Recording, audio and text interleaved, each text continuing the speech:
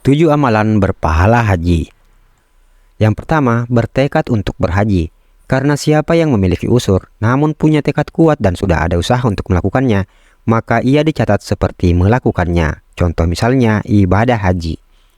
Yang kedua, berbakti kepada orang tua. Dari Anas bin Malik radhiyallahu anhu, ia berkata, ada seseorang yang mendatangi Rasulullah Shallallahu alaihi wasallam dan ia sangat ingin pergi berjihad, namun tidak mampu. Rasulullah Shallallahu alaihi wasallam bertanya padanya, apakah salah satu dari kedua orang tuanya masih hidup? Ia jawab, ibunya masih hidup. Rasul pun berkata padanya, bertakwalah kepada Allah dengan berbuat baik pada ibumu. Jika engkau berbuat baik padanya, maka statusnya adalah seperti berhaji, berumrah, dan berjihad. Yang ketiga, umrah di bulan Ramadan. Dari Ibnu Abbas radhiyallahu anhu, ia berkata bahwa Rasulullah Shallallahu alaihi wasallam pernah bertanya pada seorang wanita, apa alasanmu sehingga tidak ikut berhaji bersama kami? Wanita itu menjawab, aku punya tugas untuk memberi minum pada seekor unta di mana unta tersebut ditunggangi oleh ayah fulan dan anaknya, ditunggangi suami dan anaknya. Ia meninggalkan unta tadi tanpa diberi minum. Lantas, kamilah yang bertugas membawakan air pada unta tersebut. Lantas Rasulullah Shallallahu alaihi wasallam bersabda, jika Ramadan tiba, berumrahlah saat itu karena umrah Ramadan senilai dengan haji.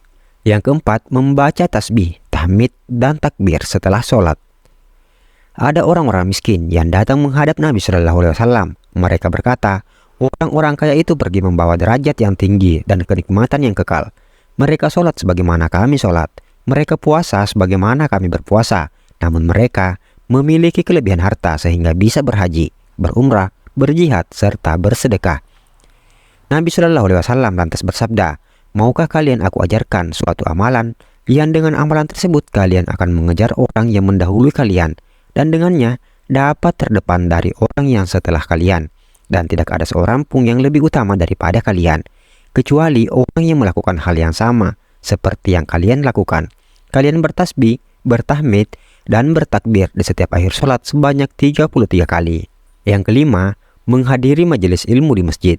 Dari Abu Umamah radhiyallahu anhu, Nabi Shallallahu alaihi wasallam bersabda, siapa yang berangkat ke masjid yang ia inginkan hanyalah untuk belajar kebaikan atau mengajarkan kebaikan, ia akan mendapatkan pahala haji yang sempurna. Hadis riwayat Tabrani. Yang keenam, yaitu melakukan salat isyraq. Cara melakukannya, yang pertama salat subuh berjamaah di masjid. Yang kedua, berdiam untuk bersikir dan melakukan kegiatan yang bermanfaat. Yang ketiga, ketika matahari setinggi tombak atau 15 menit setelah matahari terbit, melakukan sholat 2 rakaat disebut sholat isyraq atau sholat duha di awal waktu. Barang siapa yang mengerjakan sholat subuh dengan berjamaah di masjid, lalu dia tetap berdiam di masjid sampai melakukan sholat duha, maka ia seperti mendapat pahala yang berhaji atau berumroh secara sempurna. Dan yang terakhir, yang ketujuh, yaitu sholat 5 waktu berjamaah di masjid. Siapa yang berjalan menuju sholat wajib berjamaah, maka ia seperti berhaji. Siapa yang berjalan menuju sholat sunnah, maka ia seperti melakukan umroh yang sunnah. Hadis riwayat Tabrani.